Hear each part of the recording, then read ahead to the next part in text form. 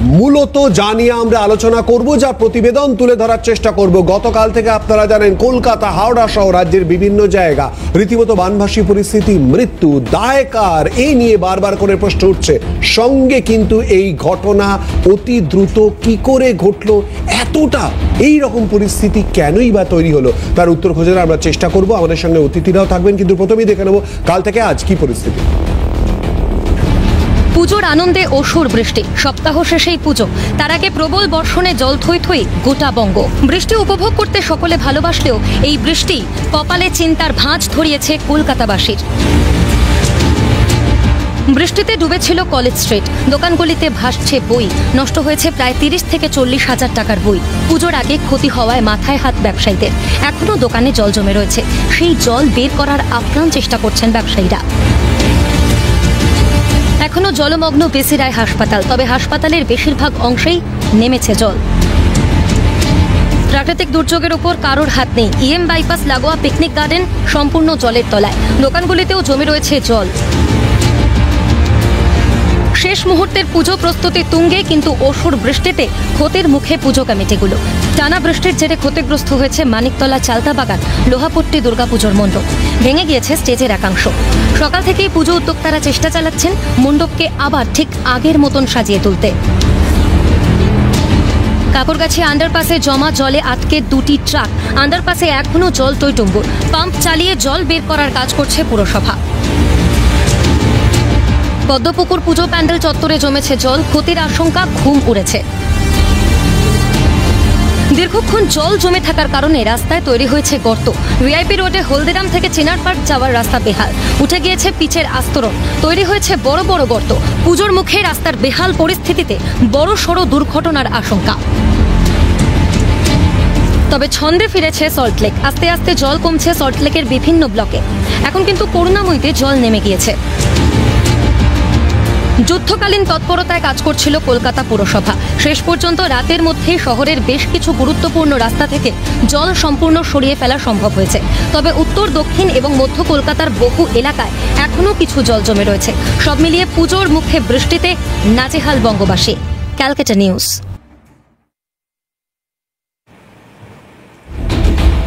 কারণ অনুসন্ধান শুধু নয়, এর সঙ্গে জল যন্ত্রণার সঙ্গে মৃত্যু, এই পুরো বিষয়গুলো আমরা তুলে ধরার চেষ্টা করব। আমাদের সঙ্গে অতিথিরা রয়েছেন। আমাদের সঙ্গে এই মুহূর্তে রয়েছেন বিজেপি নেতা অঙ্কন দত্ত, রয়েছেন সিপিআইএম নেতা শুভজিৎ সরকার, রয়েছেন আমাদের সঙ্গে তৃণমূল কংগ্রেস সমর্থক সৌরভ প্রিয় দত্ত, এছাড়াও রয়েছেন রাজনৈতিক বিশ্লেষক সম্বিত পাল। প্রথমেই সম্বিতের কাছে আসবো। সম্বিত, পেশাগত কারণে আমার মনে রয়েছে কলকাতা এবং রাজ্যের বিভিন্ন প্রান্তে তোমাকে বিভিন্ন সময়ে দৌড়তে হয়েছে। সেই জায়গায় আজকের যে পরিস্থিতি কতটা অচেনা তোমার কাছে, যার মধ্যে আমরা এখনো পর্যন্ত যে জানি সংখ্যাটা, অর্থাৎ আমরা বেশ কয়েকজন সহনাগরিককে হারিয়েছি বিদ্যুৎস্পৃষ্ট হওয়ার কারণে। সম্বিত, দেখো, বৃষ্টি যদি অস্বাভাবিক পরিমাণে হয় তাহলে এটা খুব স্বাভাবিক যে লক গেট কাজ করতে পারে না। অনেক সময় যদি গঙ্গার জল ভেতরের দিকে, শহরের ভেতরের দিকে আসতে পারে, কলকাতা শহরের কথা বলছি, তো সেইখানে প্রশাসনের পক্ষে সত্যি সেই মুহূর্তে কিছু করা সম্ভব হয় না। এবং যদি বৃষ্টি অস্বাভাবিক পরিমাণে হয় তাহলে যেটা হওয়ার সেটা হয়েছে। কিন্তু যেটা অস্বাভাবিক সেটা হচ্ছে যে যখন বৃষ্টি থেমে গেছে তারপরেও যদি জল নিকাশি ব্যবস্থা যদি সেই রকম না থাকে যে জল বার করে দেওয়া যেতে পারে শহর থেকে, তাহলে সেটা খুব দুশ্চিন্তার বিষয়। এবং সেইটাই কিন্তু আমরা দেখতে পাচ্ছি এখনো, সেইটা একটা দিক। এবং এটা খুব পরিষ্কার যে শহরের জল নিকাশি পরিকাঠামো যে খুব ভালো অবস্থায় নেই, সেটা খুব পরিষ্কার হয়ে গেছে। তার অনেক রকম কারণ রয়েছে, সেটা আমরা নিশ্চয়ই আলোচনা করব। সেটা যে ইস্ট ক্যালকাটা ওয়েটল্যান্ড যেটা রয়েছে সেইখানের কি অবস্থা সেটা নিয়ে আমরা আলোচনা করতে পারি, খালগুলোর কি অবস্থা সেটা নিয়ে আমরা আলোচনা করতে পারি। তো সেইটা একটা দিক, যে নিকাশি ব্যবস্থার দিকে একটা কমপ্লিসেন্সি, আত্মসন্তুষ্টি প্রশাসনের পক্ষ থেকে চলে এসেছিল, সেইটা নিয়ে কোনো অস্বীকার করার জায়গা নেই। দ্বিতীয় যে বিষয়টা সেটা হচ্ছে যে এতজন মানুষ, সহনাগরিক আমাদের, তারা বিদ্যুৎস্পৃষ্ট হয়ে মারা যাচ্ছেন, সেইটা কিন্তু খুব অ্যালার্মিং। সেইটার ব্যাপারে কিন্তু প্রশাসন কোনো রকমের দায়িত্ব এড়াতে পারে না। জলের নিকাশির ব্যাপারে এত অস্বাভাবিক বৃষ্টি হওয়ার ফলে এই সমস্যার সৃষ্টি হতে পারে, সেটা সমাধান করতে স্ট্রাগল করতে হতে পারে, কিন্তু যেভাবে বিদ্যুৎ স্পৃষ্ট হয়ে মানুষ মারা গেছেন সেইটা কিন্তু কোনোভাবেই আমরা একজন সচেতন নাগরিক হিসেবে মেনে নিতে পারবো না। সম্বিত, আমাদের সঙ্গে থাকো। এই যে প্রসঙ্গটা একজন সচেতন নাগরিক হিসেবে মেনে নিতে পারবো না, কেউই মেনে নিতে পারবে না, খুবই স্বাভাবিক, এটাই তো প্রশ্ন। মুখ্যমন্ত্রী মমতা বন্দ্যোপাধ্যায় ডিভিসি প্রসঙ্গ নিয়ে এবং ক্ষতিপূরণ প্রসঙ্গ নিয়ে আজ কি বলেছেন শোনাব। Kolkata port, Farakka barrage, DVC, Maithon, তারা একদম এখনো জল ছাড় মানে কোনোদিন ডেজি করে না 20 বছর ধরে। ফলে বিহারি উপজে বৃষ্টি হচ্ছে, জলটা চলে আসছে, ঝাড়খণ্ডে বৃষ্টি হচ্ছে, চলে আসছে। আমাদের সবটাই সামলাতে হচ্ছে। যারা কালকে বিদ্যুতীকরণের জন্য মারা গেছেন, ইলেকট্রিফিকেশনের জন্য, তাদের পরিবারকে আমাদের সরকার থেকে 2 লাখ টাকা করে পৌঁছে দেওয়া হবে। মানুষের মৃত্যুর বদলে কোনো টাকা হয় না। আর আমরা যদি সিএসসি চাকরি না দেয়, গভর্নমেন্টের পক্ষ থেকে স্পেশাল হোমগার্ডের চাকরি তার পরিবারের একজন করে দিয়ে দেবো। এবং তাছাড়াও সিএসসিকে আমি অনুরোধ করবো 5 লক্ষ টাকা করে পরিবারগুলো দেওয়ার জন্য, যেহেতু সিএসসির জন্য এটা হয়েছে।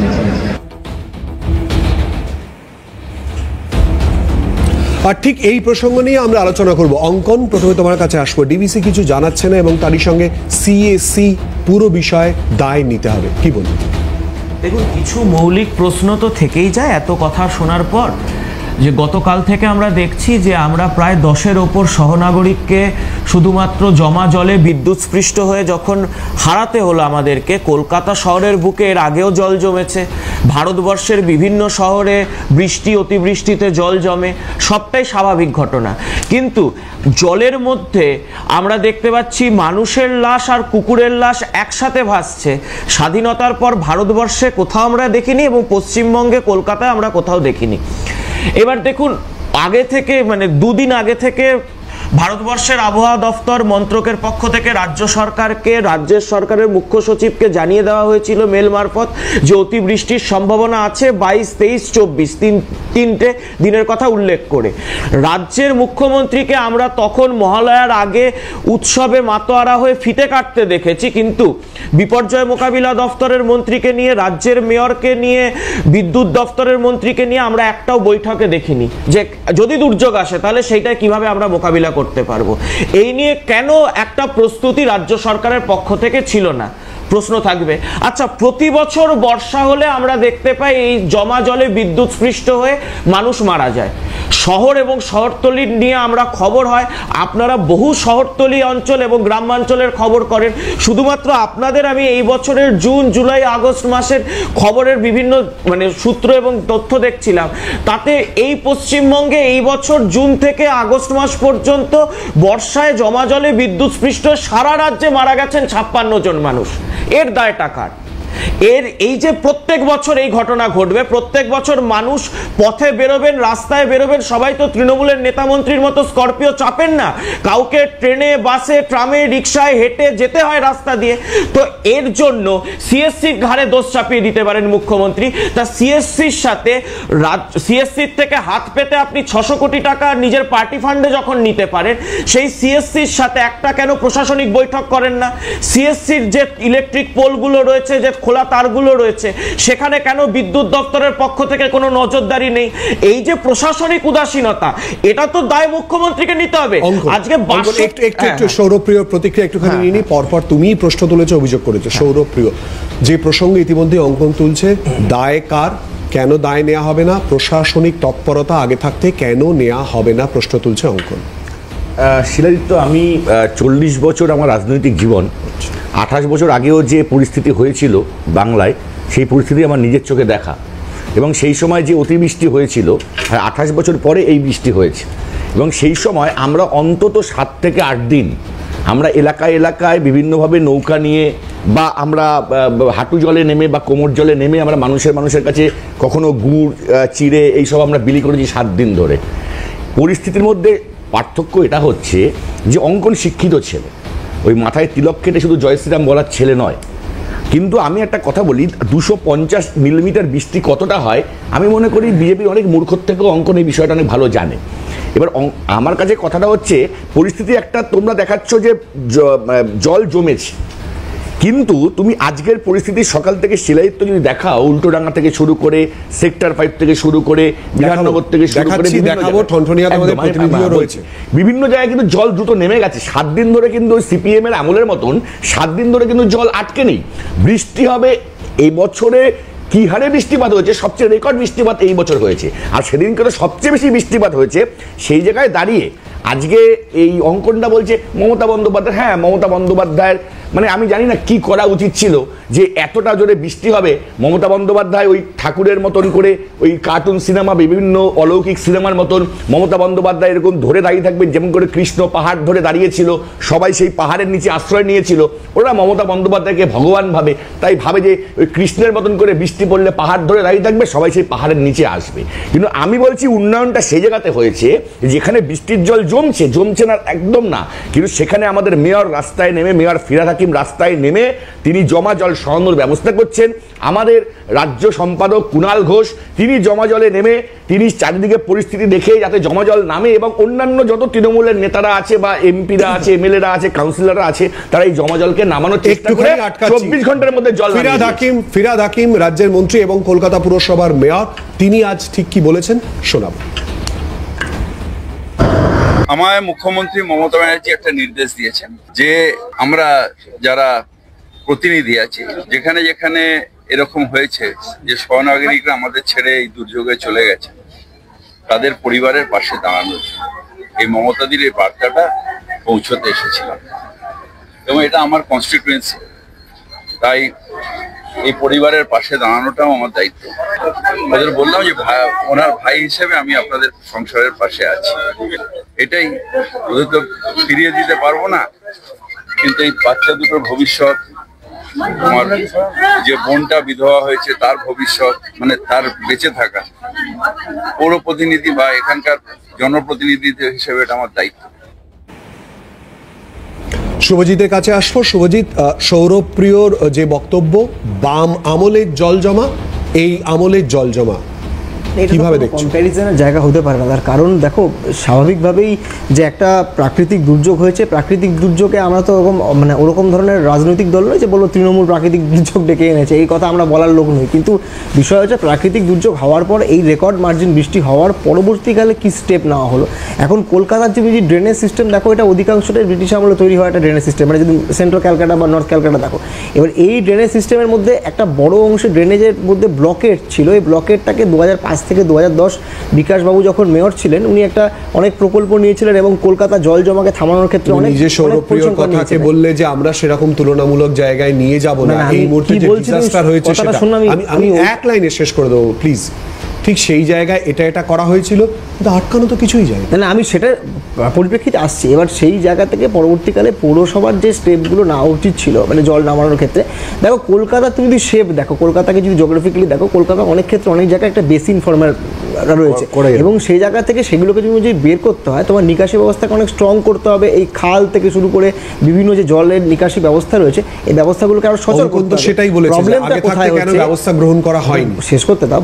প্রবলেমটা হচ্ছে এই অধিকাংশ জায়গায় নিকাশি ব্যবস্থায় কি করা হচ্ছে কলকাতা তার সংলগ্ন এলাকাগুলোতে, এখানে বিল্ডিং উঠে যাচ্ছে, অনেক ক্ষেত্রে জলের জায়গা বুঝিয়ে বিল্ডিং তোলা হচ্ছে, এগুলো একটা ফান্ডামেন্টাল প্রবলেম তৈরি হচ্ছে। এবং এর পাশাপাশি আমরা বারবার যেটা বলছি, সবথেকে গুরুত্বপূর্ণ জায়গা কোন দিক দেখতে হবে, দিক হচ্ছে এটাই, জল জমার পরবর্তীকালে সিএসসি বা যারা ইলেকট্রিসিটি মেনটেন করে তাদের যে ক্যালাসনেস, তাদের যে ওয়ারিং, তাদের যে ইলেকট্রিফিকেশন, তুমি যদি দেখো এখনও কলকাতার একাধিক অঞ্চলে ওপেন ওয়্যার্স, মানে একদম দেখবে হঠাৎ মানে স্পার্ক হচ্ছে।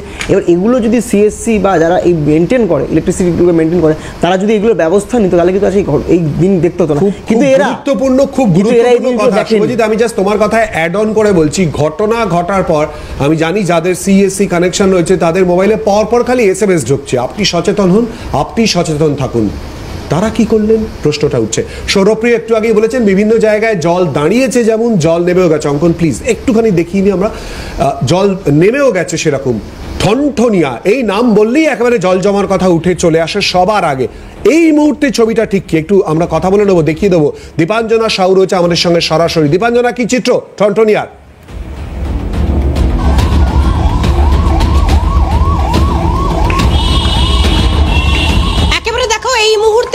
রয়েছি আমা স্ট্রিটে। আর তুমি জানো যে যেভাবে আমা স্ট্রিটে গতকাল জল জমে গিয়েছিল, শুধু তাই নয়, 5 ঘন্টা বৃষ্টি নয়, 1 ঘন্টা বৃষ্টি হলেই ঠনঠনিয়া কিংবা আমা স্ট্রিটের চিত্রটা একেবারেই অন্যরকম হয়ে যায়। কিন্তু একদিন হওয়ার পরে সকালেও জল জমা ছিল, কিন্তু এখন যে ছবি তোমাকে দেখাচ্ছি অনেকটাই নিয়ন্ত্রণে, জল অনেকটাই কমেছে। সরাসরি তোমাকে ছবিটা আরো একবার দেখাবো। একেবারে আমা স্ট্রিট থানার সামনের যে ছবি তুমি দেখতেই পাচ্ছ, প্রচুর আবর্জনা পড়ে রয়েছে এবং সমস্ত ম্যানহোল খুলে দেওয়া হয়েছে, যার জেরেই কিন্তু দ্রুত জল সকাল থেকে নামতে শুরু করেছে। এখনো বেশ কিছু কিছু জায়গায় জল জমে রয়েছে, তার মধ্যে ফুটপাতের আশেপাশে জল জমে রয়েছে, সেইগুলো হয়তো খুব শিগগিরই জল নেমে যাওয়ার জন্য পাম্প ব্যবহার করা হচ্ছে। সেই পাম্পের সাহায্যে, পাম্প ব্যবহার করেই কিন্তু জলগুলো একেবারে নামিয়ে ফেলা হচ্ছে। ধন্যবাদ দীপাঞ্জনা। অর্থাৎ এই মুহূর্তে ছোট ছোট পকেটে কিছু থাকলেও বিস্তারিত অংশে নামিয়ে দেওয়া হয়েছে ঠনঠনিয়া থেকে। সেই প্রতিবেদন তুলে ধরলো সৌরভপ্রিয়, বলেছিলেন বিভিন্ন জায়গায় ছবি দেখান, সঙ্গে সঙ্গে আমরা ছবি দেখে দিয়েছি। অঙ্কন, জল তো নামছে না, জল নামছে, সেই জল নামার আগে যে ক্ষতিটা করে দেওয়ার সেটা করে দিয়ে গেছে। 12 জন সহনাগরিককে আমরা আর ফিরে পাবো না। শুধুমাত্র মৃত্যুর সংখ্যাটাকে যদি বাদ রাখি, ওই কলেজ স্ট্রিট বইপাড়ায় কি পরিমাণে বইয়ের দোকান নষ্ট হয়েছে, কি পরিমাণে বই নষ্ট হয়েছে জলে, আমরা সেই মানুষগুলোর, সেই বই বিক্রেতাদেরও কিভাবে ক্ষতিপূরণের কথা, কত টাকা মুখ্যমন্ত্রী ঘোষণা করবেন আমরা জানি না। বহু রিক্সা চালক, টোটো চালক, ছোট অটো চালক, তাদের গাড়িতে জল ঢুকে তাদের যে জীবন জীবিকা কিভাবে ধ্বংস হয়েছে এই সময়, এটা কার্যত পুজোর আগে বলা যাচ্ছে না। একটু আগে ডিভিসির কথা বললেন মাননীয় মুখ্যমন্ত্রী। আচ্ছা, ডিভিসির জল তো পাস করে আমতা দিয়ে, ডিভিসিও সেটা জানিয়েছে। ডিভিসির জলের প্রত্যক্ষ প্রভাব বা পরোক্ষ প্রভাব কোনোটাই কলকাতায় পড়ে না। কিন্তু কলকাতায় 62টা পাম্পিং স্টেশন আছে। মানে বাম আমলের পর থেকে এই তৃণমূল আমলে পাম্পিং স্টেশনের সংখ্যা তৃণমূল কংগ্রেস বাড়ায়নি। উদাহরণের সময় 28 বছর পিছনে সৌরভ দ্বারা চলে যেতে পারে, কিন্তু 28 বছরের মধ্যে তো প্রায় 15-20 বছর আপনারা রয়েছেন ক্ষমতায়। তো আপনারা কি পাম্পিং স্টেশন বাড়িয়েছেন? না। 62টা পাম্পিং স্টেশনের মধ্যে গতকাল অ্যাক্টিভ কত পাম্পিং স্টেশন ছিল? 21টা। বাকি 41টা কোথায়? টেকনিক্যাল ত্রুটির কারণে 41টা পাম্পিং স্টেশন চলতে পারেনি, যার জন্য এই জল দাঁড়িয়েছে। আজকে আমাদেরকে 1.5 দিন 2 দিন পর আমরা দেখতে পাচ্ছি আমার স্ট্রিটে জল জমছে না।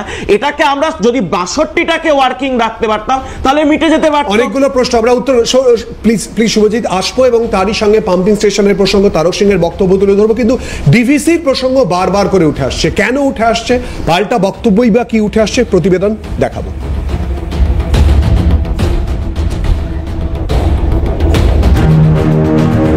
টানা কয়েক ঘন্টার বৃষ্টি, আর তাতেই বানভাসী কলকাতা। এই পরিস্থিতির জন্য মঙ্গলবারই মুখ্যমন্ত্রী ডিভিসির ভূমিকা নিয়ে সরব হন। মুখ্যমন্ত্রী বলেন, ফারাক্কা ব্যারাজকে অনুরোধ করব ড্রেজিং করার জন্য। ফারাক্কা ব্যারেজকে অনুরোধ করব যে আপনারা চেষ্টা করুন ড্রেজিং করবার, যাতে জলটা বিহারেও, বন্যা হলে জল বেশি আসলে বিহারেও বন্যা হয়, বাংলাতেও হয়। ফারাক্কার জন্য বিহারও যেমন সাফার করে, বাংলাও সাফার করে। এবার উত্তরপ্রদেশ থেকে শুরু করে, দেরাদুন থেকে শুরু করে, উত্তরাখণ্ড থেকে শুরু করে, বৈষ্ণুমাতার ওখান থেকে শুরু করে চারিদিক দিয়ে জল এসে পুরো বাংলাটা নৌকার মধ্যে এসে ঢুকেছে। সেই জন্যই প্রবলেমটা হয়েছে। পাশাপাশি কেন্দ্রকেও নিশানা করেন মুখ্যমন্ত্রী। মুখ্যমন্ত্রীর অভিযোগ, কেন্দ্রকে বারবার বলা সত্ত্বেও কোনো সমাধানের কোনো উদ্যোগ নিচ্ছে না, উল্টে রাজ্যের প্রাপ্য টাকা আটকে রাখছে। গঙ্গা ভাঙন রোধে মুখ্যমন্ত্রী 100 কোটি টাকা বরাদ্দ করার কথা জানান। এই 100 কোটি টাকার মধ্যে সেচ দফতর দেবে 50 কোটি ও পরিবেশ দফতর দেবে 50 কোটি টাকা। যদিও মুখ্যমন্ত্রীর অভিযোগ মানতে নারাজ গেরুয়া শিবির। বিজেপির রাজ্য সভাপতি সমীর ভট্টাচার্য বলেন, মুখ্যমন্ত্রীর কথা পশ্চিমবঙ্গের মানুষ গ্রহণ করছে না। সিএসসির সঙ্গে সঙ্গে তো মুখ্যমন্ত্রী এটাও বলেছেন যে বিহারের জন্য দায়ী, ডিভিসি এর জন্য দায়ী। তো এরপরে আরো কোন নতুন তত্ত্ব আনবেন? এই মুহূর্তে মুখ্যমন্ত্রীর কোনো কথা আর পশ্চিমবঙ্গের মানুষ গ্রহণ করছে না।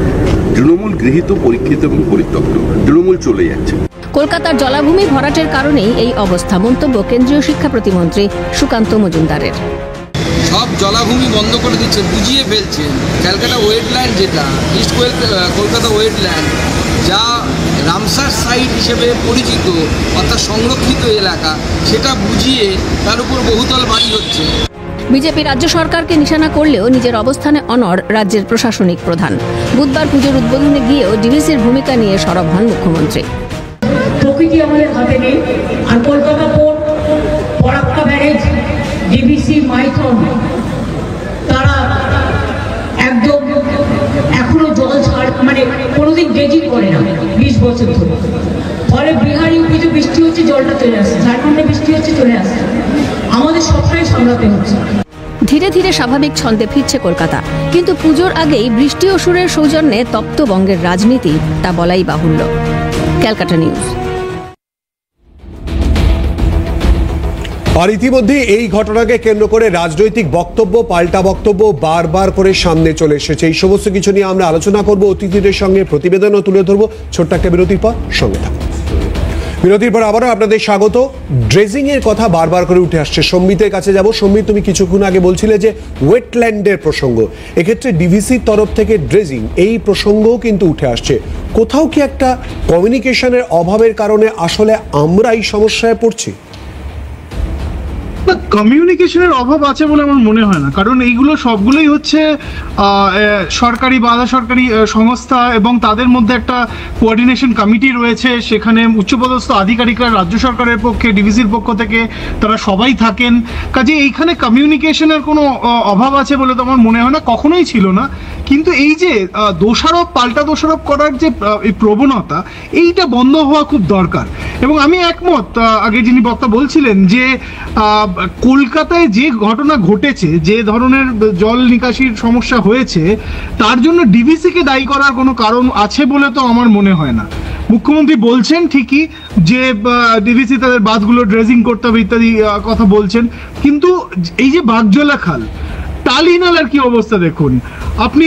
পূর্ব কলকাতায় কি ধরনের কনস্ট্রাকশন হয়েছে, সেইখানে কি ধরনের জলাভূমি ছিল, সেইখানে যে কলকাতার পুরো জলটা গিয়ে যে সেই জায়গায় পড়তো, সেইটা কিভাবে বন্ধ হয়েছে। এটার জন্য আপনি যদি শুধুমাত্র মেট্রোকে দায়ী করেন যে সেইখানে মেট্রোর কাজকর্ম চলছে বাইপাস জুড়ে, তার জন্য এই সমস্যা হয়েছে, তাহলে দোষারোপের খেলাটাই চলতে থাকবে। এবং এইটাই হচ্ছে সমস্যা, যে ভুল হতে পারে, সমস্যা হতে পারে, পরিকাঠামোর যথেষ্ট সংকুলন না থাকতে পারে, কিন্তু সেটা স্বীকার করতে হবে। আপনি যদি স্বীকারই না করেন, তাহলে আপনি সেটার বিরুদ্ধে বিষয় ব্যবস্থা নেবেন কি করে? আপনি যদি এখনো সিপিএম এর কথা বলেন, বা এখনো আপনি মেট্রোর ওপরে দোষ চাপান, ডিভিসির ওপরে দোষ চাপান। কলকাতা শহরে গত 20 বছর 25 বছরে কত বছর ধরে তৃণমূল পরিচালিত পুরসভা রয়েছে, সেটা একবার ভাবুন আপনি। সুব্রত মুখোপাধ্যায় কি কাজ করে গেছেন মেয়র হিসেবে, তারপরে আর কতটা কাজ হয়েছে জল নিকাশির ব্যাপারে, সেইটা আপনি ভাবুন। আর কি করার দরকার আছে আপনি ভাবুন। কারণ জনসংখ্যা বাড়ছে, শহরের উপরে চাপ বাড়ছে জনসংখ্যা, সে নিয়ে তো কোনো সন্দেহ নেই। তো সেই অনুযায়ী তো আপনাকে প্রিপারেশন নিতে হবে, সেই অনুযায়ী তো আপনাকে ব্যবস্থা নিতে হবে। কিন্তু আপনি যদি ডিনায়াল মোডে থাকেন, তাহলে সেটা কোনোদিনই সম্ভব হবে না। ধন্যবাদ সমিত। সৌরভ প্রিয়, দায়কার। না দেখুন ভাই, আমি সমিত বাবুর কথার সঙ্গে সমর্থন করতে পারছি না এই কারণে, সেটা হচ্ছে এটা ঠিক কথা তো, উনি বলছেন বড় বড় হাইরাইজ বিল্ডিং হচ্ছে, একটু আগে ইয়েও বলছিল অঙ্কন বা এরা হাইরাইজ বিল্ডিং হচ্ছে। দিল্লি, মুম্বাই, বিভিন্ন জায়গাতে বড় বড় হাইরাইজ বিল্ডিং আছে, আমেরিকাতে হাইরাইজ বিল্ডিং আছে, রাশিয়াতে হাইরাইজ বিল্ডিং আছে, লন্ডনে হাইরাইজ বিল্ডিং আছে, সেখানে জল জমছে না। আমি বলছি, আমি সিপিএম এর সঙ্গে তুলনা করিনি, আমি বলছি দিল্লি, মুম্বাই বা আমেরিকায় থাকছি না, আমি তো এরা না না না, আমি তোমাকে বলছি, আমি 1 মিনিট, আমি বলছি যে শিলাদিত্য, তুমি যদি বলো যে এই বাংলাটা পুরো পৃথিবীর বাইরে, মানে পৃথিবী থেকে একটা আলাদা একটা গ্রহ, তাহলে আলাদা বিষয়, তাহলে আলোচনা করতে পারি যে হ্যাঁ একটা আলাদা গ্রহ। আপনি কিন্তু বাংলা নিয়ে বলুন, ওইগুলো অন্য গ্রহ, ওরা পৃথিবীতে নেই, তা তো না। আমরা তো পৃথিবীর মধ্যেই আছি, এই আবহাওয়ার মধ্যেই আমরা আছি। আমাদের তো আন্তর্জাতিক আবহাওয়ার উপরে আমাদের সব দেশ নির্ভর। একবারটি আটকাই সম্বিত আর একটা কিছু বলতে চাইছে সৌরপ্রিয়র কথার পরিপ্রেক্ষিতে। সম্বিত প্লিজ। আমি একটা কথা বলিনি, সম্বিতকে একটা কথা বলি, একটা শুনুন, আমি একটা কথা বলিনি, ছোট্ট কথা বলি। আমি সিপিএম এর সঙ্গে তুলনা করি, করতে পারেন, ব্যাঙ্গালোরের সাথে তুলনা করতে পারেন, অন্যান্য বড় দেশগুলোর সঙ্গে তুলনা করতে পারেন, কিন্তু আপনি এটা অস্বীকার করতে পারবেন না যে যে ধরনের নগর পরিকল্পনা হওয়া দরকার, সেটা উন্নত দেশে যেরকম ভাবে হয়, সেটা আমাদের এখানে হয় না। 24 ঘন্টায় জল নেমে গেছে, 24 ঘন্টায় জল নেমে গেছে, আমি দোষ চাপিয়ে দিই। সম্বিত বাবু 24 ঘন্টায় জল নেমে গেছে, আর কি করতে হবে? আপনি বলছেন বৃষ্টি হবে কিন্তু জল জমবে না, এই বিষয়টা বলতে চাইছেন। এটা কোন জায়গায় হয় আপনি আমাকে বলুন? 24 ঘন্টায় জল নেমে গেছে। আবার কোন জায়গায় তুমি যে এতগুলো মুম্বাই, দিল্লি এতগুলো কথা বললে, না না তুমি যে এতগুলো কথা বললে, তোমাদের দলের নেতারা এতগুলো কথা বলছে যে মুম্বাই, দিল্লি এত জায়গায়, কোন জায়গায় আপনি বলুন তো যে 24 ঘন্টার মধ্যে 5 ঘন্টা বৃষ্টি হলে সেখানে 12 জন মানুষ লাশ হয়ে যায়? এত সময় পার হওয়া সত্ত্বেও এটা আপনি বলুন না যে বলছেন, তাহলে তুমি একটা দিক দেখাতে পারো কলকাতা, যেমন হয়তো জল নামছে এবং স্বাভাবিক জল নামাটাই তো আমরা সবাই চাইবো জলটা নেমে যাক, ভালো, কিন্তু এখনো কলকাতা অনেক জায়গায় রয়েছে এবং ভরপুর। সেটা করতে পারে। শরৎ বোস রোড থেকে তুমি যদি পার্ক সার্কাসের দিকে আসো, তুমি বেগবাগানের দিকে আসতে চাও, তখনও তুমি দেখবে ওই একদম মোড়ের কাছাকাছি একটা বড় অংশ জায়গা পুরো জল রয়েছে এবং মেন রোডের উপর, গলিগালা নয়। তাহলে এই ধরনের জায়গা যেগুলো খুব মানে গুরুত্বপূর্ণ জায়গা, মানে একদম খাস দক্ষিণ কলকাতা ভবানীপুর বিধানসভার অন্তর্গত এলাকা, সেখানে যদি জল নামে তাতে প্রশ্ন এখানে উঠবেই। দুই, এখানে তুমি আমাকে উত্তর দাও ভাই, সিএসসি কে 100 বছরের লিস্টটা কারা দিয়েছে? তৃণমূল দিয়ে গেছে। তো তোমরা তুলে দাও। হ্যাঁ, তো তোমরা তুলে দাও। তুলে দেওয়া যায় নাকি? তো তুলে দেওয়া যায় কোনো আইনি পদক্ষেপ তোমরা করে দিয়ে যাবে, তোমরা মানুষকে মানে একেবারে মানে সারা জীবনের জন্য পঙ্গু করে দেবে, তারপর বলবে পঙ্গুর ওষুধ খাইয়ে সিপিএম তো ঠিক করো। এক মিনিট, সিপিএম তো 600 কোটি টাকা নেয়নি সিএসসি থেকে ইলেকট্রাল বন্ডে। এক মিনিট, দুই হচ্ছে এক মিনিট শেষ করতে দাও। আমরা সমাধান চাই, আমরা তো সমাধান চাইছি, আমরা এখানে একে অপরকে গালাগালি করতে আসি। দুই হচ্ছে, দেখো এই যে বারবার যেটা খুব গুরুত্বপূর্ণ পয়েন্ট উঠে আসছে, এই যে বারবার জলাশয়গুলোকে বুঝিয়ে দিয়ে হাই রাইজ উঠছে, হাই রাইজ হওয়াতে মডার্নাইজেশন বা আধুনিকতাতে কারোর বিরোধিতা আছে বলে আমার মনে হয় না। কিন্তু তুমি কি করছো, গুরুত্বপূর্ণ যেগুলো নালা রয়েছে, যে গুরুত্বপূর্ণ চ্যানেলগুলো রয়েছে, খালগুলো রয়েছে, আজকে তুমি টলিনালার অবস্থা দেখে আসো। আমার গড়িয়াতে বাড়ি, যার টলিনালা বা আদিগঙ্গা যেটা আমরা বলি, ওটা আদিগঙ্গা, ওই পরিস্থিতি ওইখানকার অবস্থাটা কি? গার্বেজ থেকে শুরু করে একাধিক ময়লা থেকে ফেলে কোনো পৌরসভার থেকে কোনো ব্যবস্থা না হয় না যে এখানে এগুলো ফেলা হবে না, প্লাস্টিক এখানে বর্জন করা যাবে না। এক লাইনে আমরা বিরতি নিতে হবে, অঙ্কন এক লাইনে। না দেখুন, দুটো কথা আমাকে বলতে হবে যে আদিগঙ্গাতে শেষ কবে ড্রেজিং হয়েছিল পৌরসভায় বিজেপি প্রশ্ন করায় রাজ্যের মেয়র জবাব দিয়েছিলেন 2006 সালে, তাহলে এর দায় কার? আচ্ছা, বাগজোলা খালে শেষ কবে ড্রেজিং হয়েছিল? সেটাও হয়েছিল 2009 সালে, তাহলে বিধাননগর কর্পোরেশন কার দখলে রয়েছে? তাহলে ড্রেজিং আপনি যদি বাগজোলায় না করান, আপনি যদি আদিগঙ্গায় না করান, জলটা পাস করবে কোথা থেকে? এই যে বিরাটিতে আমরা দেখেছি জলে ডুবে একজন 6 মাসের সদ্যজাত শিশু মারা গেছে, আপনি বলুন তো এই চত্বর জুড়ে, এই যে বিরাটি, এই যে উত্তর দমদমের চত্বর জুড়ে কত জায়গায় জলাশয় বলুন বা বড় খাল বলুন, সেগুলোকে বুঝিয়ে এনক্রোচ করে আমরা দেখেছি 40%, 50% ছোট করে দিয়ে সেখানে হাই রাইজ অবৈধ নির্মাণ করা হয়েছে। নয়াঞ্জলি, সেই নয়াঞ্জলিতে 40% অবৈধ নির্মাণ হয়ে গেছে। তো আপনি যদি জলাভূমি বুঝিয়ে অবৈধ নির্মাণ করেন, তো তাহলে জলটা পাস করবে কি করে? আসলে সৌগতরা একটা ঠিক কথা বলেছিলেন দমদমে যখন জলে ডুবে একজন ছাত্রী মারা গেছিল এই বিদ্যুৎ স্পৃষ্ট হয়ে, যে ওই পরিবারটা ভোট দেবে না আমাদের, এটার ইম্প্যাক্ট ভোটে পড়ে না। তৃণমূল এটাই জানে যে এই যে 12 জনের জীবন চলে গেল, এদের পরিবারের ক্ষতি হয়ে গেল, কিন্তু এটা নির্বাচনের সময় ইস্যু হবে না। নির্বাচনের সময় মমতা ব্যানার্জি আবার ভুলভাল কথা বলবেন, আবার অন্যান্য কথা বলবেন। কেন এই ঘটনাগুলো ঘটছে প্রত্যেক বছর, এরকম বিষয় কেন সামনে আসবে? এবং শুভজিৎ অনুরোধ করেছে যে বিভিন্ন জায়গার চিত্র যদি তোমরা আরো একবার তুলে ধরো, আমরা চেষ্টা করবো সেগুলো তুলে ধরার। আরো একটা বিরতির পর হাল্লা বলে এই নিয়ে আলোচনায় ফেরত আসবো। বিরতির পর আবারও আপনাদের স্বাগত হাল্লা বলে। এবং জল যন্ত্রণা শুধু নয়, সেখান থেকে মৃত্যুর ঘটনা, দায় কার, দায় ঠেলাঠেলি ঊর্ধ্বে উঠে কোথায় পরিস্থিতি, এই নিয়ে আমরা আলোচনা করছি। একটু আগেই শুভজিৎ আমাদেরকে অনুরোধ করলো যে বিভিন্ন জায়গার ছবি তুলে ধরে দেখানোর জন্য। দক্ষিণ কলকাতা থেকেও নিজে এসছে, সে কথাও জানালো। আমরা একটু দেখিয়ে দেবো সামগ্রিকভাবে বিভিন্ন জায়গার ছবি আমাদের প্রতিনিধিরা যা তুলে ধরেছে।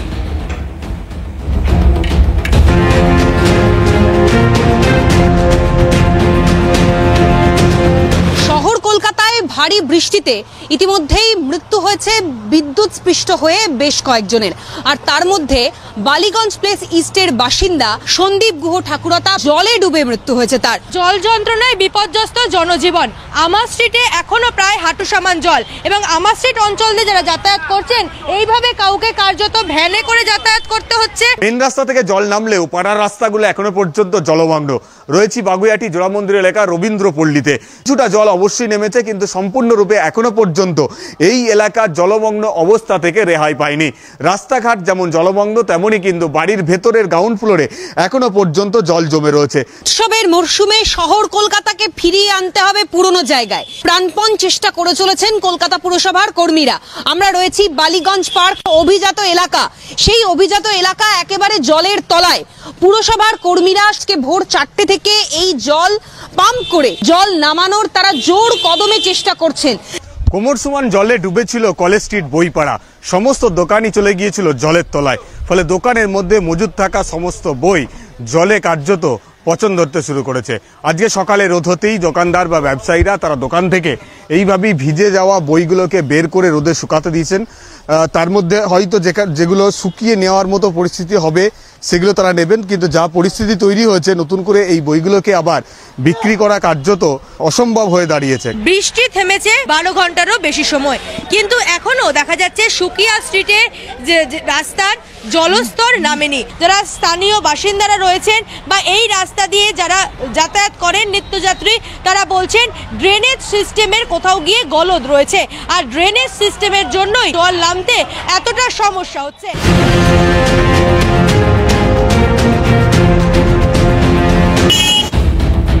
সৌরপ্রিয়, ঠিক এখানেই জানতে চাইব, টুকরো টুকরো ঘটনা কিন্তু বিস্তারিতভাবে আমরা যদি দেখি, কাল থেকে জনজীবন কার্যত বিপর্যস্ত হয়ে পড়ে। প্রশ্ন হচ্ছে যে আগে থাকতে প্রস্তুতির জায়গা পরিবর্তন হয়েছে 2011 সালে, সেই জায়গায় এই জায়গাটা কি মানুষ প্রত্যাশা করতে পারে না যে নতুন প্রযুক্তি আসবে এবং যাতে প্রকৃতির সঙ্গে কেউ লড়াই করতে পারবে না, কিন্তু যাতে আটকানোর একটা চেষ্টা করা যায়, এতদূর এগোনোর প্রত্যাশা রাখা কি ভুল? দেখুন, আমি একটা শিলায়িত তোমায় কথা বলি, সেটা হচ্ছে যে এই প্রাকৃতিক বিপর্যয় নিয়ে রাজনীতি করাটা খুবই দুঃখজনক ব্যাপার। আজকে যখন উত্তরকাশীতে হচ্ছে, তখনকার মুখ্যমন্ত্রী কে আছে যে হরকাবানে ভেসে যাচ্ছে?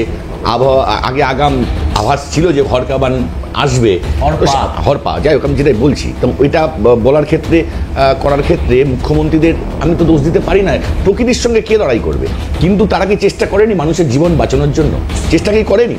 আমার কথা হচ্ছে যে আমরা এই ধরনের যে প্রাকৃতিক বিপর্যয় হবে আমরা জানি, কিন্তু তার থেকেও যখন বেশি হয়ে যায়, প্রকৃতি তো আর কতটা 200 ml বৃষ্টি বলবে, সেটা যদি 250 ml হয়ে যায়, তো আমরা কি বলতে পারি কেন আবহাওয়া দপ্তর 250 ইয়ে হয়ে গেল? আমি তো লাস্ট একটা কথা বলে শেষ করি। এই যে মৃত্যুগুলো হচ্ছে, এই মৃত্যুগুলো খুবই দুঃখজনক, কিন্তু অঙ্কন শুরু থেকে, যেটা আমি বলতে চাইছিলাম না, কিন্তু অঙ্কন শুরু থেকে বারবার যেটা তোমাকে বলতে চাইছি ওটা নিয়ে একটু আলোচনা করো, যে কটা লাশ পড়েছে, ওদের না ডোমের চাকরি করার দরকার। প্লিজ ব্যক্তিগত আক্রমণ নয়, প্লিজ এরকম ভাবে কথা নয়, না না, এইটা অনুরোধ করব। এমনিতেই মৃত্যুর ঘটনা আমাদের সহনাগরিককে হারানো আমাদের যন্ত্রণা দিয়েছে, আমি শিওর যে প্রত্যেককে যন্ত্রণা দিচ্ছে, কিন্তু সে না, প্লিজ ব্যক্তিগত আক্রমণে উর্ধে আলোচনা না, এটা আন্তরিকভাবে অনুরোধ করব। অঙ্কন এই প্রসঙ্গটা বাদ দিয়ে অঙ্কন, আমি নিজে অনুরোধ করেছি ব্যক্তিগত আক্রমণ নয়। মমতা বন্দ্যোপাধ্যায়ের দোষ, আমরা সাবধান করছি, আমরা বলছি। আমি শুনিনি অঙ্কনের কথা, শুনিনি। না, যখন 3 জন মানুষের মৃত্যুর সংবাদ চলে এসেছিল, তখন মুখ্যমন্ত্রী ফেসবুকে নিজের গান পোস্ট করছিলেন এবং আমাদের বিভিন্ন নেতা উত্তর কলকাতায় সজল ঘোষ, তমগ্ন ঘোষরা রাস্তায় ছিলেন মৃত্যু ভয়কে পরোয়া না করে। সুতরাং আমাদের যদি আপনি ডোমের কাজও করতে বলেন সহনাগরিকদের জন্য, আমরা সেটাও করতে রাজি আছি, যদি সেখানেও আপনাদের নিয়োগ বন্ধ করেন বা ওখানেও যদি চাকরি চুরি করে থাকেন।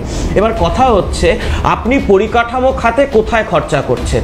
এই যে পাটুলিতে দেখুন, যদি আপনাদের ওখানে আজকে সারাদিনই ক্যামেরাম্যান ছিলেন, পাটুলিতে এখন আমরা যখন আলোচনা করছি এখনো জল জমে রয়েছে পাটুলিতে। হ্যাঁ, এবার পাটুলিতে কি হয়েছে? পাটুলিতে আই লাভ ওয়ার্ড নাম্বার 101 করে কাউন্সিলর উদ্বোধন করছেন, ফিটে কাটছেন। কত টাকার প্রজেক্ট হচ্ছে? 1.5 লক্ষ টাকার। আই লাভ 102 নম্বর ওয়ার্ড, কত টাকার প্রজেক্ট হচ্ছে? 1,80,000 টাকার। এই কাজগুলোতে আই লাভ 101 নম্বর ওয়ার্ড তো ওই মানুষটার প্রাণ বাঁচাতে পারলো না। যে নারকেলডাঙ্গায় একজন ফল বিক্রেতা মারা গেছে, ওখানে আই লাভ ওয়ার্ড নাম্বার 98 করে একটা বড় করে ফলক বসিয়েছে। আরে এটা উত্তর তো সিএসসি দেবে ভাই। না, সিএসসি দেবে। এবার আমার কথা হচ্ছে হলো সিএসসি দেবে। সিএসসি যে ইলেকট্রিক পোলগুলোতে এইরকম করে রেখেছে, বছরের পর বছর এই ঘটনা ঘটছে, এই নিয়ে বিদ্যুৎ দপ্তরের নজরদারি নেই কেন? বর্ষা আসার আগে এই নিয়ে একটা প্রশাসনিক বৈঠক, একটা রিভিউ মিটিং মেয়র, বিদ্যুৎ মন্ত্রী ডাকলেন না কেন? আচ্ছা, বিভিন্ন বড় বড় রাজ্যে, মুম্বাই, দিল্লি, চেন্নাই বলুন, সমস্ত বড় বড় রাজ্যে বিদ্যুৎ দেওয়ার যে কোম্পানি রয়েছে না, যেমন আমরা সিমের চেঞ্জ মানে পছন্দ অনুযায়ী কেউ জিও নিতে পারি, কেউ এয়ারটেল নিতে পারি, কেউ ভোডাফোন নিতে পারি, তো এরকম মুম্বাইয়ে দিল্লিতে 3টে 4টে 5টা করে সংস্থা আছে। আপনারা কেন সিএসসির মনোপলিটা ওই বঙ্গভূষণ দিয়ে মমতা ব্যানার্জি রেখে দিয়েছেন? আইনের চান না তো, আইনের কাছে চান না তো। আমি একটা কথা বলছি, শুধু টাটার কাছে মুম্বাইয়ের লিজ দেওয়া ছিল 2045 পর্যন্ত। বিজেপির সরকার 14 সালে এসে ওখানে মনোপলি ভেঙে দিয়েছে, বিধানসভায় অধিবেশন এনে আইন পাশ করে। বলুন না মমতা ব্যানার্জিকে যে আইন আনতে। বিরোধী দলের প্রতিনিধি হিসেবে আমি দায়িত্ব নিয়ে বলছি, বিজেপির পরিষদীয় দল সমর্থন করবে। এই মনোপলি ভাঙা দরকার, নাকি শুধুমাত্র 600 কোটি টাকা দিয়ে মানে আপনাদের ইলেকশনে ফান্ডিং করে বলে আপনি এই সিএসসি কে দিয়ে রেখে দেবেন। আলোচনা শুভজিৎ প্লিজ প্রতিক্রিয়া নেব। একটুখানি নিষ্কাশনের কথা হচ্ছে, জল বেরোনোর কথা হচ্ছে। তারক সিং, মেয়র পরিষদ কলকাতা পুরসভা, তিনি কি বলেছেন শোনাবো। ফুল ক্যাপাসিটি আমি পাম্পিং স্টেশনে ইউজ করতে পারছি। পাবলিক প্রেসারে, মিডিয়ার চাপে তারা না বুঝে যে জিনিসগুলো বলছে। আপনাদের তো জিনিসটা কি, এই যে 10টা পাম্প চলছে, যে কোনো সময় ব্রেকডাউন হতে পারে। দেখুন কোনো মোশন আছে, পাম্প চললে হুড় করে জল টানবে। এদিকে আউটলেট যেটা আউটফল, এটা জলের তলায় ডুবে আছে, কিন্তু আমরা চালাচ্ছি। কোনোভাবে জলটা নামিয়ে দিয়ে এত বড় একটা উৎসব, মানুষের একটা চাপ, কিন্তু বাস্তবে এটা করা উচিত না। যখন নাকি আমরা জানি যে বৃষ্টি হলে কলকাতার নির্দিষ্ট কিছু জায়গাগুলো জল জমবে এবং একটা বড় ক্ষয়ক্ষতি উঠবে, আলোচনা ডিবেটে উঠে এলো এই বইপাড়ার কথা। কলেজ স্ট্রিটের বইপাড়ায় বইয়ের দোকানগুলো একেবারে যা অবস্থা হয়েছে, প্রায় লক্ষ নয়, প্রায় কোটির কাছাকাছি বই নষ্ট হয়েছে। এমন কলকাতা এমন জায়গা রয়েছে যেখানে মানুষের ঘরের ভেতর জল ঢুকে বসে আছে, এখনও সে জল বের করা যাচ্ছে না। তার কারণ নির্দিষ্ট পরিকাঠামোর অভাব আছে। আমি কলকাতার মেয়র হয়ে বসবো, আমি প্রথম নাগরিক, একটা বড় গর্বের বিষয়, আমার বড় বড় হোর্ডিং থাকবে, এলাকার কাউন্সিলর হব, আমি বলবো প্লিজ আমি তো অসব বলিনি, প্রতিনিধি হব। কিন্তু যখন নাকি এই প্রবলেম হবে তখন আমাকে দেখা যাবে না। এই যে উঠে এলো নেতাজি নগরের কথা, তো রাস্তায় নেমেছিলেন, উনি দেখেছেন, উনি দেখা যায়নি এটা তো নয়। শুভজিৎ দেখা যায়নি এটা তো নয়, আমি এই পয়েন্টে আসছি। উনি করেননি এটা তো নয়। কি করবে? আমার কথা হচ্ছে ছাতা দিয়ে ড্রেন পরিষ্কার করবে মেয়রের কাজ। মেয়রের কাজ ছাতা দিয়ে ড্রেন পরিষ্কার করা। কলকাতা পৌরসভা একটু বলছে, কলকাতা পৌরসভা তৃণমূলের এই মুহূর্তে কতগুলো কাউন্সিলর, কতগুলো কাউন্সিলর, 130-এর বড় কাউন্সিলর রয়েছে। আপনি কটা কাউন্সিলরকে দেখেছেন এলাকায় নামতে? আমি আপনাকে বলছি এখন অসুবিধা কি হয়েছে, তো 2-1 কাউন্সিলর নামছে, আমাদের হোক বা ওদের তৃণমূলের যারই হোক না কেন, সেটাই হয়ে যাচ্ছে কি মানে একটা বড় ব্যাপার। আরে কাউন্সিলরের কাজই এটা, কাউন্সিলরের কাজই রাস্তায় নামা, কাউন্সিলরের কাজই মানুষকে পরিষেবা দেওয়া, এটা বড় কথা নয়। আসলে এই যে 28 নম্বর ওয়ার্ড রাজপুর সোনারপুর পৌরসভা, আমার পাশের অঞ্চল, একদম পার্শ্ববর্তী অঞ্চল, সেই অঞ্চলে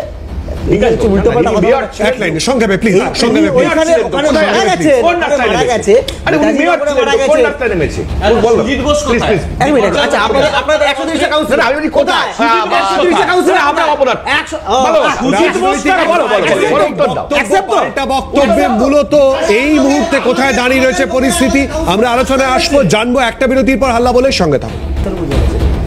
বিরতির পর আবারও আপনাদের স্বাগত। হাল্লা বলে আমরা রাজনৈতিক বক্তব্য, পাল্টা বক্তব্যের কথা বলছিলাম। এই জল জমাকে কেন্দ্র করে বা মৃত্যুকে কেন্দ্র করেও নানান বক্তব্য উঠে এসেছে, কি দেখাবো।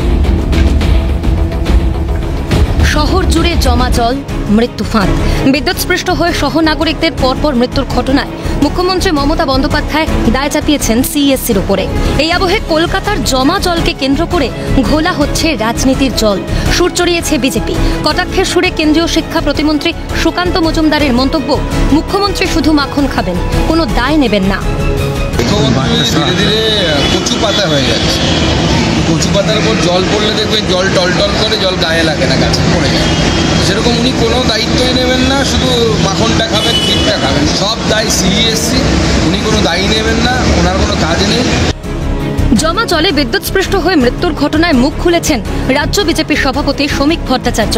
তার কথায় তৃণমূল কংগ্রেসকে এর দায় নিতে হবে। জল জমলে সেটাকে দেখার দায়িত্ব কার? কলকাতা কর্পোরেশনের না কোনো বেসরকারি সংস্থা?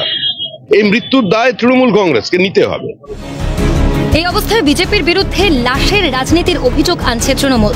মানুষের পাশে না থেকে লাশের রাজনীতি করছে বিজেপি, মন্তব্য রাজ্যের অর্থ প্রতিমন্ত্রী চন্দ্রিমা ভট্টাচার্যের। এই অসম্ভব বৃষ্টিপাতের জন্য মানুষ প্রাণও হারিয়েছেন, 8-10 জন, অত্যন্ত দুঃখজনক। আর আমরা ঠিক এই জায়গায় দাঁড়িয়ে দেখছি ভারতীয় জনতা পার্টি, তারা সমবেদনায় নেই, তারা মানুষের পাশে নেই। কিভাবে লাশের রাজনীতি করবে? কিভাবে মাননীয় মুখ্যমন্ত্রী আমাদের দলের নেত্রী তাকে আক্রমণ করবে? শুধু চিন্তা এই দিকেই প্রসারিত। বিজেপির আক্রমণের জবাবে মুখ খুলেছেন তৃণমূল কংগ্রেস নেতা কুণাল ঘোষ। তার কথায় মুখে ঝামা ঘষে কুৎসার জবাব দেবে মানুষ। এটা তো একটা বিষাক্ত রাজনীতি করছেন বিরোধীরা। এই এত বৃষ্টির পরেও শহরটা থেকে জল নেমে গিয়ে স্বাভাবিক ছন্দে ফিরছে, আর বিরোধীরা তখন pray for Ahmedabad, pray for Gujarat, pray for Maharashtra ওগুলো ভুলে এখন বাংলায় কুৎসা করতে নেমেছেন। মা দুর্গার আশীর্বাদে মুখে ঝামা ঘষে দেয়া হবে, মানুষ মুখে ঝামা ঘষে দেবে। কলকাতার জমা জলকে নিয়ে ঘোরালো রাজনীতির জল। ঘোলা জলে মাছ ধরতে কে বেশি সফল হয় সেটাই এখন দেখার।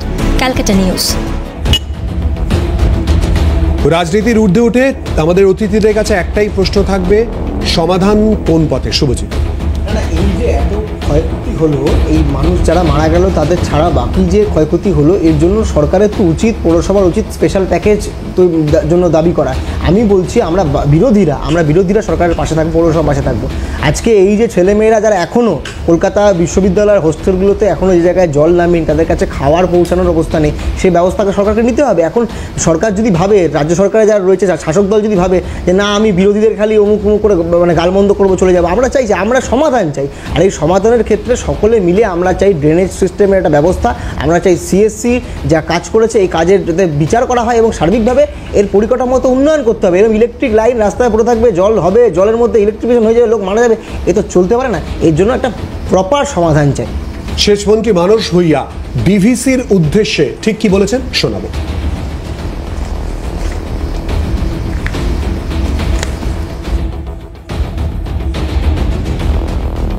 ডিভিসির পাপ মার্জনা করা যায় না।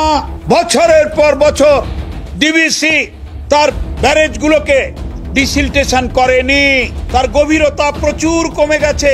ফলে বৃষ্টি এবং ক্যাচমেন্টের বৃষ্টি যখন নেমে আসে পঞ্চায়েত মাইথন থেকে, তখন ডিভিসির ব্যারেজ বাধ্য হয়ে ছেড়ে দেয় নিজে বাঁচার জন্য আমাদিগকে ডুবিয়ে। এই মহাপাপ কেন করছে? Why not the central government is taking up the responsibility for dredging of the barrages under its jurisdiction? কেন করছে না? সেই মহাপাপে বাংলা ডুবছে। অঙ্কন ডিভিসি প্রসঙ্গ আবার না মানে কতটা ভৌগোলিক জ্ঞান না থাকলে, কতটা প্রশাসনিক জ্ঞান না থাকলে এবং অপদার্থ হলে কলকাতার বন্যার জন্য, কলকাতার এই অতিবৃষ্টির জন্য, কলকাতায় এই জমা জলে বিদ্যুৎস্পৃষ্ট হয়ে মারার জন্য একজন রাজ্যের মন্ত্রী তিনি ডিভিসিকে দোষারোপ করেন। এই যে লাশের রাজনীতির কথা চন্দ্রিমাদি বলছিলেন না, যদি মানুষকে লাশ বানিয়ে দেন আপনারা বানাবেন না লাশ, বিজেপির দরকার নেই, বিজেপি শূন্য হয়ে যাক, কিন্তু মানুষগুলো বাঁচার রাজনীতিটা করুন আপনারা। রাজনীতির ঊর্ধ্বে ওঠা সমাধান কোথায়? আমরা চাই যে শুভেন্দুর জায়গায় অঙ্কন পরিষদীয় নেতার সাথে হোক, ভালো হবে। আচ্ছা বলছি যে 1968 যদি বেসটা আমার খারাপ হয়, বাড়ির বেস খারাপ হলে ছাদ তো ভেঙে পড়বেই। 1968 সালে 3000 কোটি টাকা এই সিপিএম এর সরকার আটকে দিয়েছিল। কেন? তার কারণ সেই সময় ওয়ার্ল্ড ব্যাংক চিফ ছিলেন ম্যাকানমারা। সময় সংক্ষিপ্ত, প্লিজ আমাদের 2025 এ আসতে হবে প্লিজ। না আমি ওটাই বলছি, চলে গেছে যারা 3000 কোটি টাকা আটকে দিয়ে সেকেন্ড ফেজের টাকাটা আসতে দেয়নি, তারা আজকে বড় বড় কথা বলছে। আপনি কি ম্যাকনামের পক্ষে? হ্যাঁ কি না, আমার কিছু বলার নেই। নষ্ট করে আপনি কি ম্যাকনামের পক্ষে ছিলেন? কারা নষ্ট করছে? ওটা কথা না। আপনি পক্ষে? আমি ওয়ার্ল্ড ব্যাংকের টাকা তোমরা আটকে দিয়েছি। রাজনীতির ঊর্ধ্বে উঠে প্রসঙ্গগুলো আসবে, কারণ এর সঙ্গে আমরা যে সহনাগরিকদের হারিয়েছি তাদেরকে আমরা আর ফেরত পাবো না। সামনে পুজো, অবশ্যই পুজো ভালো কাটবে এই প্রত্যাশা থাকলেও প্রশ্ন থেকেই যাচ্ছে দায় কার এই প্রসঙ্গ নিয়ে। আমাদের সমস্ত অতিথিদের ধন্যবাদ আমাদের সঙ্গে এই আলোচনায় অংশগ্রহণ করার জন্য।